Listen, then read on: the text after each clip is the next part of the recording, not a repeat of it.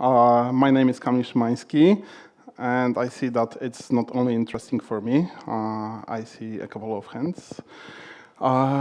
Okay, so this is a session about creating Jenkins jobs and pipelines in an automated manner. We will be using Jenkins job-dsl plugin to automate this process. And job-dsl is one of the alternatives that are available out there in Jenkins. Basically, there are two main ones. The other one would be the pipeline plugin, previously known as a workflow plugin. But today we will be using the job-dsl plugin and the DSL that it exposes.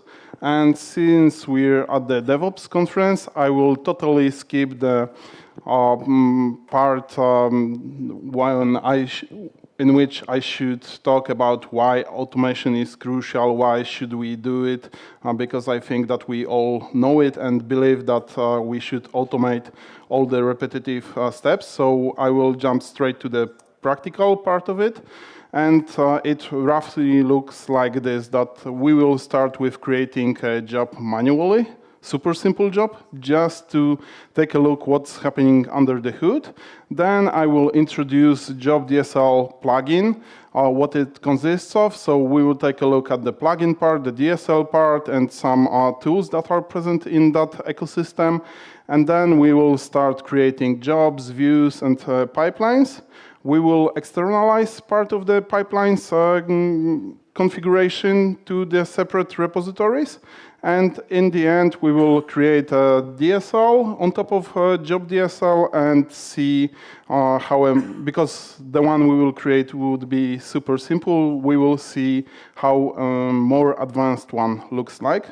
So what I have here is Jenkins 2 instance running with Jenkins job-dsl plugin already installed.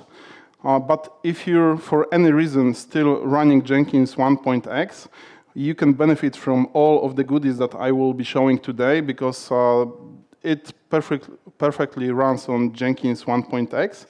And let's start by creating a simple job manually. Most of the examples today would be super simple because I want to sell you the idea behind it, not the API. I want you to see what's possible out there, how can you extend Jenkins beyond its capabilities using Jenkins job-dsl and Groovy that it relies on heavily. And our job will simply print hello atmosphere on the console.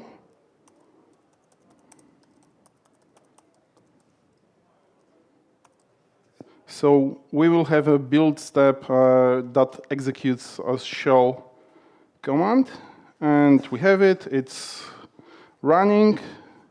But what I want us to look at is not that it's trivial, but we just had to click on some view. I want to take a look how configuration looks like. The configuration for our build. And I don't mean the configuration screen. I mean how the row configuration looks like. And you can check it by appending config.xml to the URL of that job.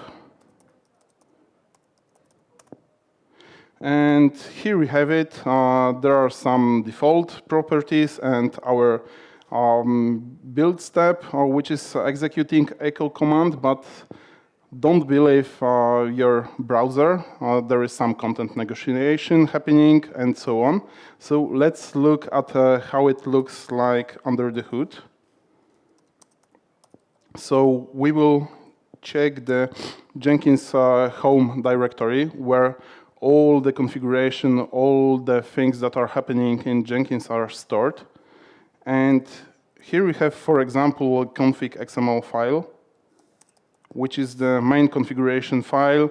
Here you have the definitions of your views, JDKs that you are using, and all the other external tools. And you also have a job directory there, where all the jobs are being stored. So here we have our manual hello job that we just created, and we have a config XML file, which is the configuration file for that job. We also have a directory containing all the builds. And if we take a look at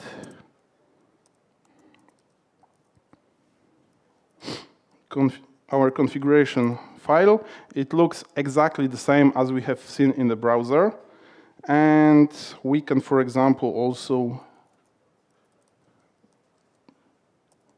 check the metadata from one of the builds that we have triggered. We can see that it was successful, when it was started, etc. And as you can see, Jenkins uses XML files a lot. And when it comes to dealing with XML files, I have not yet seen any tool that allows to do it easier than Groovy, the language. Anyone familiar with Groovy? Just a couple of hands. With Java? Just a few more. Okay, Groovy is a language running on JVM. But if you don't know it, still you can easily write your own DSL scripts. Okay, writing your own DSL would be more challenging, but writing DSL scripts would be super simple. Here we just have an example of how to create an XML document. It's, I guess, super readable. Do you agree? Okay, no one has raised his hand, but I see a couple of heads nodding. So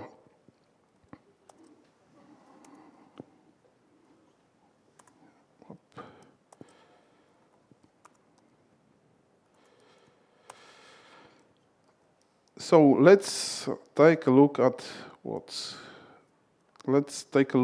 how the DSL looks like, and we will be using a Heroku application that is available out there. It's part of the job-dsl ecosystem, and our DSL has one main entry point for creating jobs. It's a job method that takes a name and a closure where you specify what that job should do. And if you run it, you will see an XML file generated. So the configuration that Jenkins will use to, I don't know why it's happening so slowly.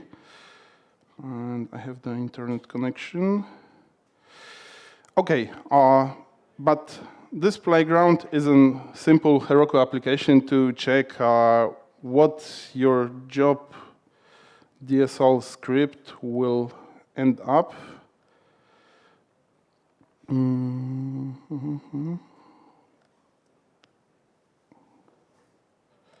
Oh, it crashed. Okay. Nevertheless, you would have seen here just a configuration file as we have seen previously without the execute shell step. So the other super cool thing that is present in that ecosystem is an API viewer. And I want to focus on it for a few minutes because, in my opinion, it's a masterpiece. I would love every project to have an API viewer like that. And we will slowly explore it. So if we would like to, for example, do the same thing as we have done manually, we would execute a shell step. So we would add a shell command to our DSL. And okay, it's working. So some temporary thing. Okay, here we have our job that is just generating a default configuration. But if we would like to do the same thing as we have done manually. So to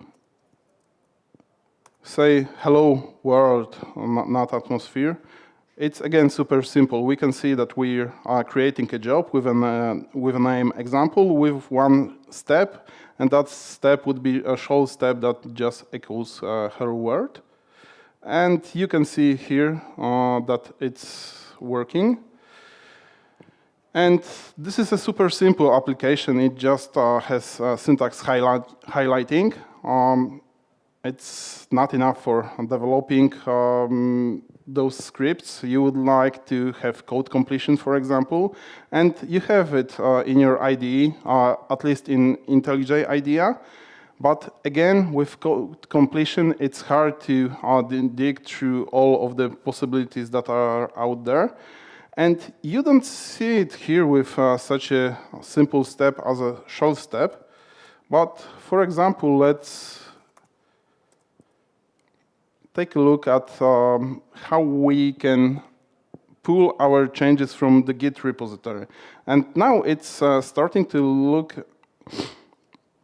better because to pull changes from Git repository in Jenkins, you have to have Jenkins Git plugin installed. And here you have a link to the wiki of that plugin on the Jenkins website.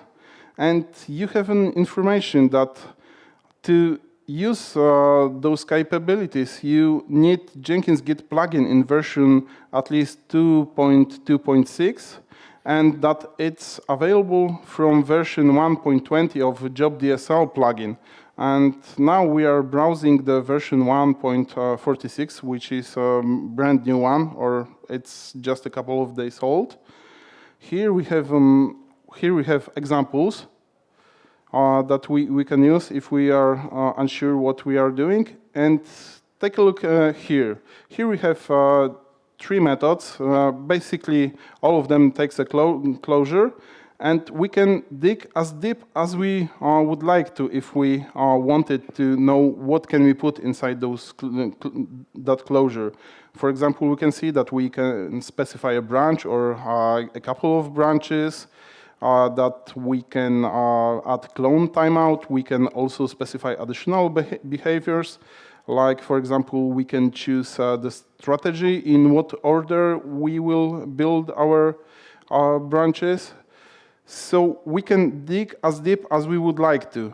And here we have a search capabilities, but what's more, if you take a look, it's an ever-growing list of features. You can filter it by saying, I only want to see what Jenkins core is providing us with.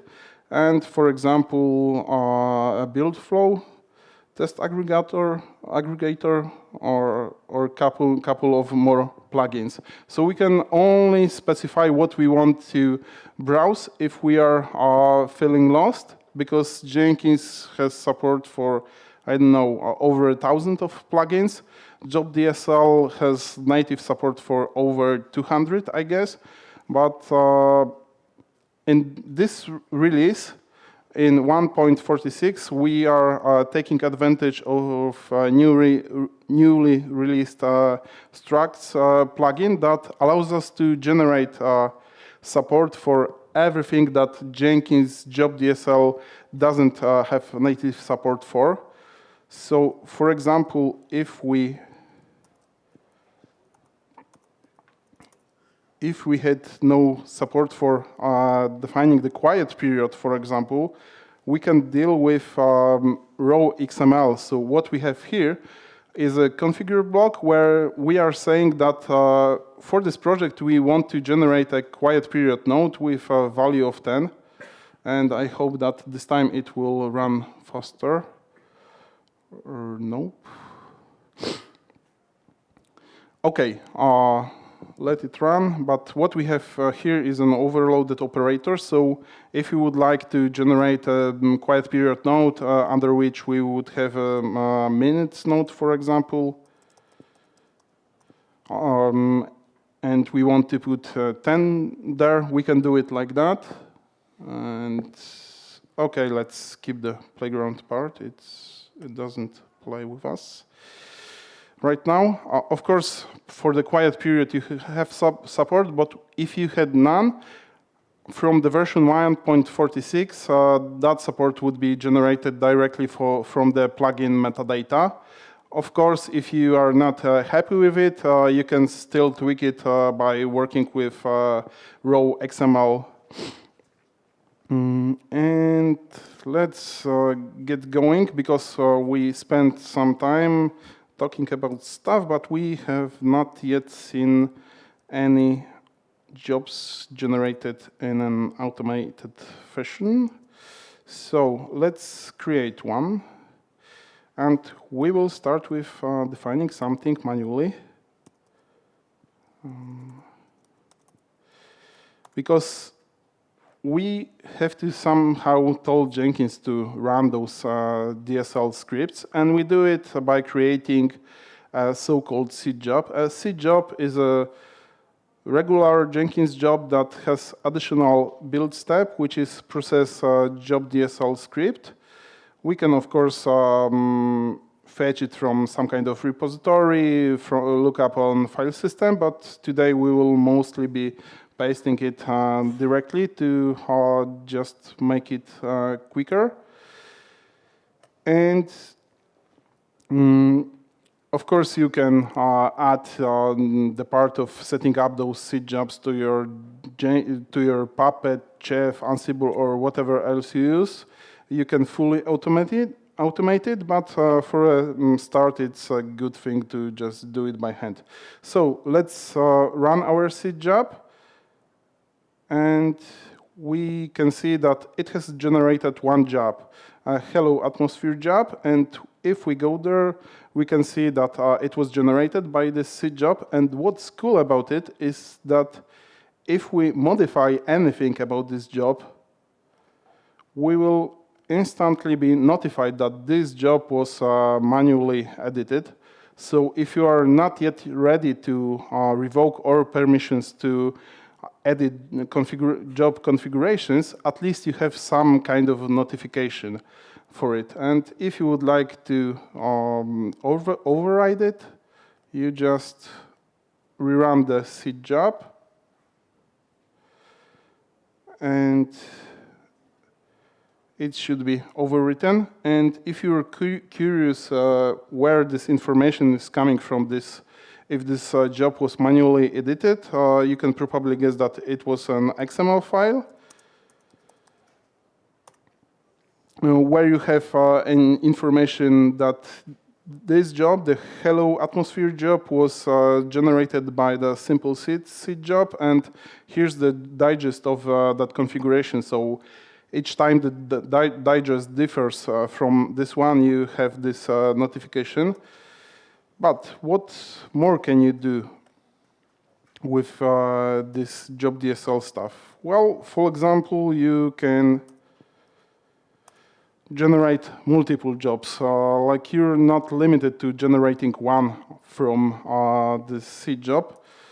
But let's skip it, let's move forward. What would happen if you wanted to generate a couple of jobs that look alike?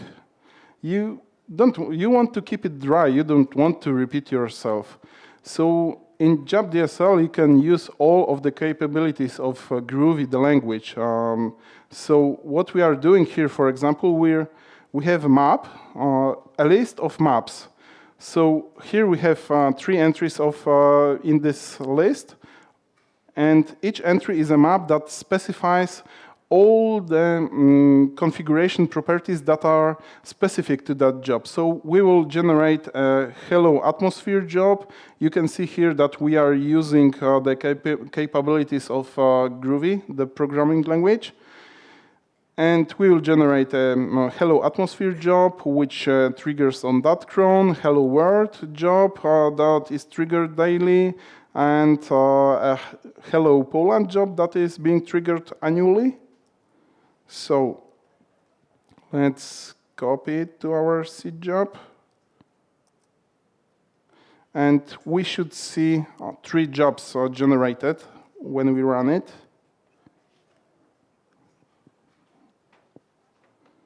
So here we have it. Here we have hello atmosphere, hello world, and hello Poland. And if you take a look at this script, you probably want to version control it in one repository, in a repository that contains all the scripts related to what type of jobs we want to generate. But this thing, you may want to store directly within the project that this job is generating jobs and pipelines for. So this, you can move this to, for example, Hello Atmosphere project, this to Hello World project repository, and this to Hello Poland repository. So we will do that, and we will use Groovy support for JSON, because we will store those configurations in JSON. And again, Groovy is coming here to help us. It's super simple to parse JSON files in Jenkins. Of course, I don't recommend you to use JSON for that, because JSON files don't allow you to put comments there. But I've used it just to demonstrate that you don't have to deal with, for example, XML files. YAML files would have been better, but people are more used to JSON file syntax. So what we would do here is we will look up all the projects that are available on my local repository, which is home Kamil's atmosphere projects. And then for each directory within this repository, we will generate a job with the metadata that we will parse from the metadata file contained within each of those projects. So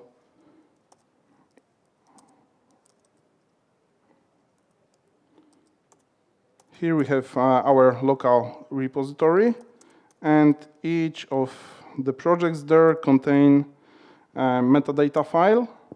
Super simple one, just we have seen previously, but it would be, for example, a good place to put whom should I notify when the build fails, when to trigger it, all the things that are specific for that project.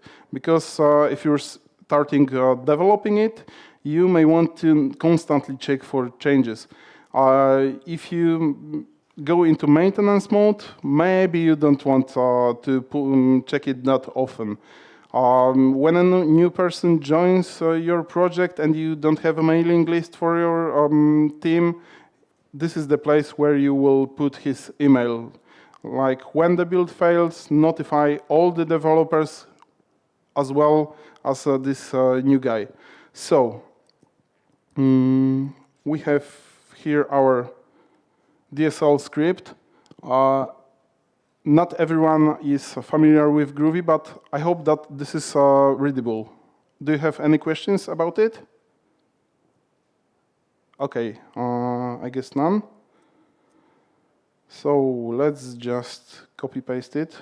The building DSL part would be will be funny if you're not familiar with Groovy and Java. I hope there will be questions there. And here we should see another project, Hello Krakow, added. And the thing to remember here is that, yeah, we are parsing these files, we are loading these properties dynamically. We are also discovering what's within that directory, so we generate all the projects that we find, but it happens only at the seed job runtime, not at the specific generated job runtime. So if I modify properties for a specific project and trigger a build for it, the properties won't be updated. They will be updated only if I trigger the seed job. The pipeline plugin, I guess, has it better, has it done better, but I like the DSL part more for the job-dsl plugin. But if it is a problem for you, you can add some quiet period. You can write a Git hook to trigger the seed job or trigger seed jobs on some kind of cron. And what more can we do with job-dsl?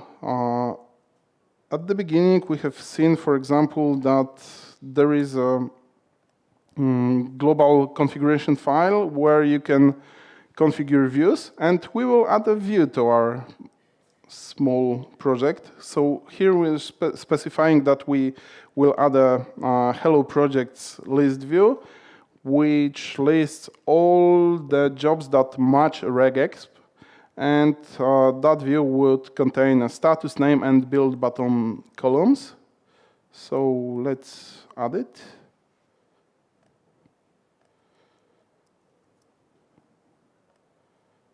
And if we run it,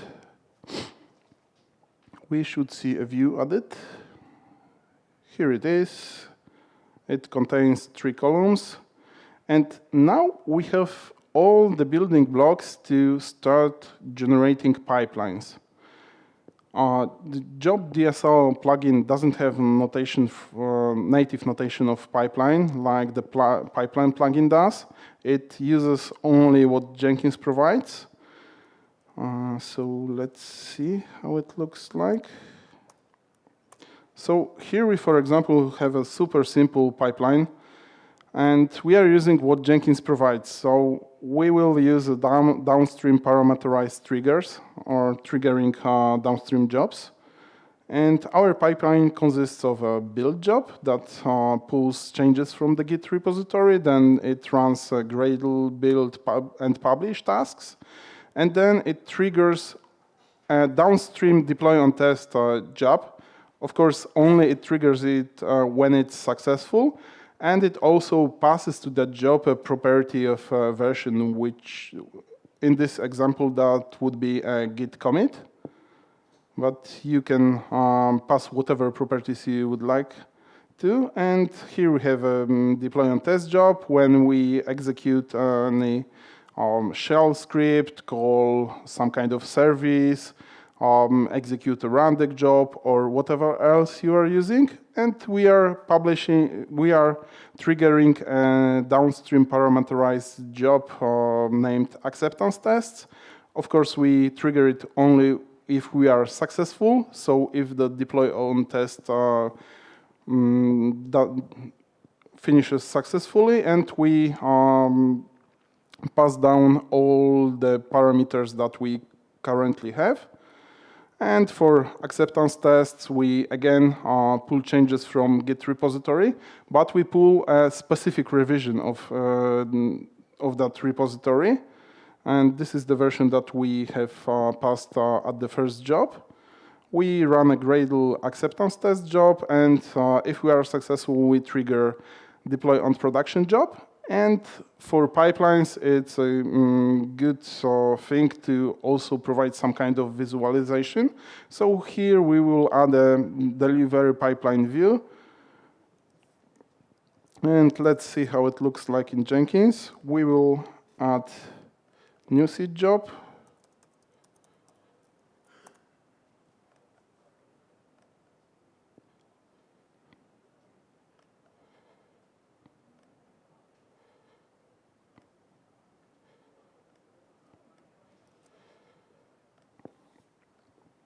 And let's run it. And here we have all of our builds and the view. So not a lot of code, and here we have a working pipeline. We can see jobs being executed. And I have created second seed job. So for each job or pipeline that we are creating within this presentation, I'm creating a seed job, but you don't have to do that. You can, for example, create only one seed job, and you can do it manually. You can do it by your Puppet, Chef, Ansible, whatever you're using.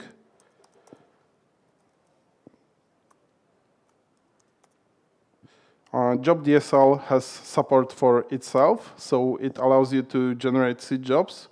And if you are using the pipeline plugin, which was previously called the workflow plugin, you can use it as well. And the pipeline passed. So when we take a look at our pipeline, it's a super simple pipeline. It just has 4 steps. In real life, you would have more. How many do you have in your pipelines? 7, 9, 10, 20? Who has the most? Any numbers? 8, 15. More than 15. Yeah, so this is a super simple pipeline, only 4 steps. And if you take a look at each of those jobs, again, they are super simple. You don't publish the artifact that you produce in build step into the artifact repository. You don't send an email when the build is broken. You don't send a HipChat or Slack notification when you deploy to production. You don't publish JUnit or any other test reports. It's super simple, yet it's a fairly big script, like 2 screens. In real life, it would be a lot more. So you don't want to write it by hand. You would like to have a simpler way of it. You would like to, for example, have it like that. Build a pipeline for it, for me. Here are the properties for it. So I want a hello atmosphere pipeline from that repository build every minute. This is not the part of job-dsl plugin. This is our own DSL that we are writing on top of it. How it looks like? This is a super simple pipeline. So what we have done here, we have only extracted those properties to some kind of fields, and here we have a build method that assembles this pipeline and creates a view. And assemble pipeline part creates a build job, deploy on test job, acceptance test job, and deploy on production job. And if you take a look at create a build job, it looks almost as our script, DSL script looked like. The only thing that differs is that we have extracted, for example, a repository to some kind of a field, and we are executing all the methods against DSL factory, which the DSL plugin was taking care of in terms of DSL scripts. The DSL plugin is responsible for setting the context for those scripts, generating those XMLs, and putting them where they belong. So this is a simple step to start building your pipeline. Of course, you should then extract those methods into objects responsible for example, creating build jobs, deploy jobs, and so on. Later on, you will probably have to extract part of the steps, publishers, and so on. But this is a super simple thing to start with. And how a more complex DSL would look like from the perspective of DSL script, it looks almost the same. It's what's under the hood that differs. And we will take a look at it in a second. But I want to get back to something, because when you take a look at this plugin, this DSL, we are limited in what we can do here, because each time we have a build job, we then have a deploy on test downstream job. Then for a deploy on test job, we trigger acceptance test job. So it's not easy to modify how our pipeline looks like. Sometimes it's a good thing because you, for example, have all the pipelines looking alike. Sometimes it's limiting you. My recommendation would be to start with whatever suits your needs now.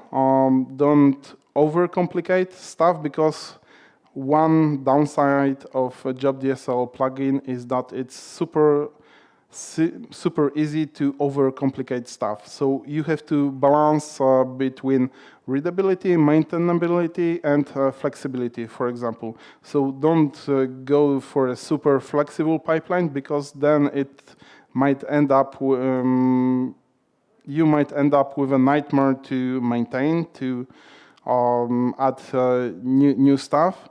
So start with the simplest approach you can take. And let's look how we can run this pipeline, for example. So as you can probably guess, that will be another seed job.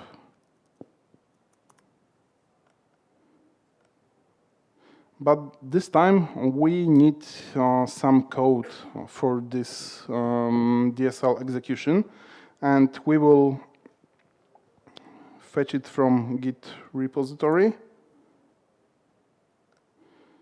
And later on it almost looks like we have done it previously, but here instead of pasting this DSL directly, we will look it up on the file system, so within our Git repository. And as you can see, we have it under jobs directory, and it's named J11 custom DSL groovy. So here we paste what script we want to execute, and I'm using a wildcard here, so you can trigger as many scripts as you would like to. And we also need to put this code that we have on class path. So let's run it. Here's what we are running. So we are saying that we want a custom delivery pipeline for a Hello Atmosphere project with such properties. And it was executed. And here we can see it generated 4 jobs and a view.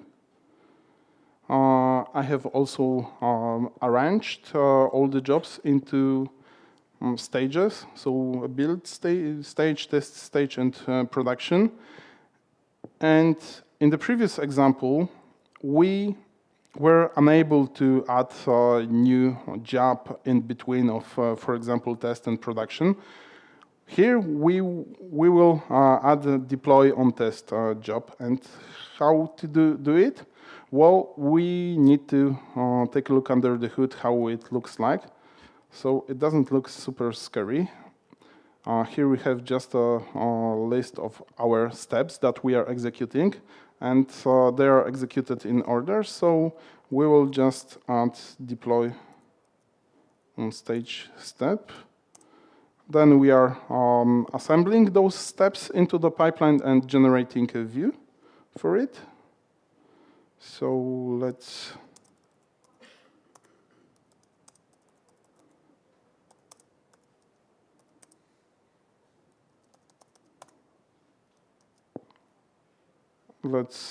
save the changes, and let's rerun it, and we should see deploy on stage job added to the pipeline. And here we can see it. And if we rerun the pipeline, we will execute this job. But how it's working under the hood? Well, here we have definitions of our jobs. So, for example, a deploy on stage job extends some class that sets up the API for it. It's the code that I have written, it's not part of job-dsl plugin. We set up the name of that job, and we are saying that it will execute a shell script that deploys on stage or calls rundeck, whatever you use. And then it publishes, it triggers a downstream job. And if you remember, we haven't seen something like that, like manually trigger downstream job. It was publishers, downstream parameterized trigger, and so on. And it's something that is so commonly used within this pipeline that we are extracting it into another object with another method, nevertheless that it's static. And here we are saying that in publisher's context, we are adding pipeline trigger. Maybe this would be this one you would reckon, because this one we haven't used yet. But to trigger downstream job, we are executing a downstream parameterized trigger when it's successful and with such parameters. For a stage job, we have added a manual downstream trigger, so to deploy to production, I have to manually promote it. It doesn't happen by hand, but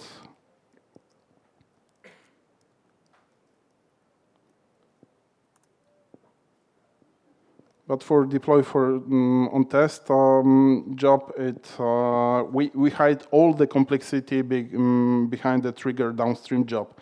And previously, we were saying by hand that we will execute acceptance tests after the deploy to test job.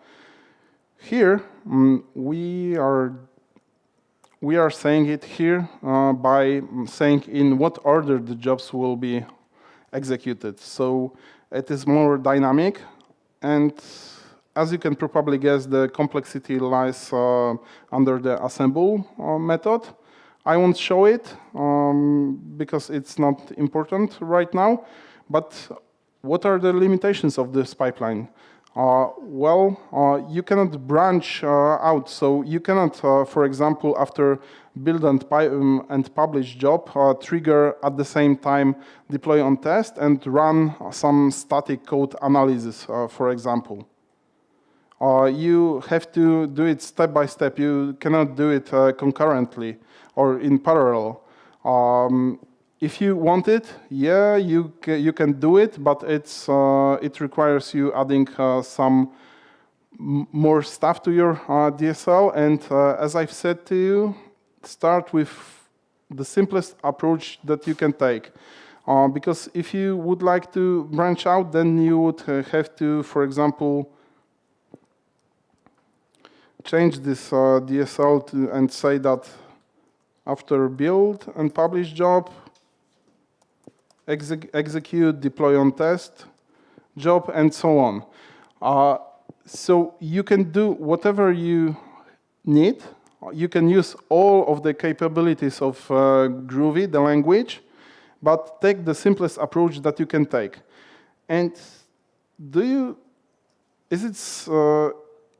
we have added a change to our pipeline, and we generated this, we ran this seed job, and everything worked as it should.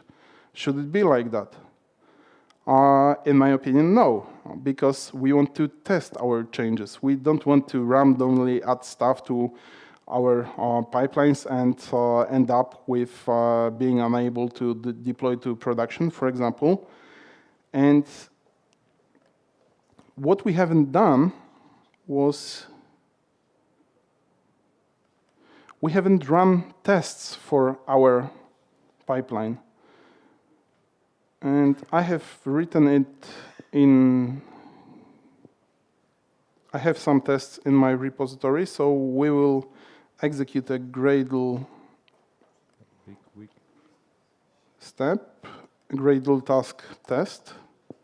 And if we run it, we should see a build failing because it won't pass the test. The test was like that our pipeline should contain 4 jobs executed, and we have added additional one, deploy on stage job. And it's failing.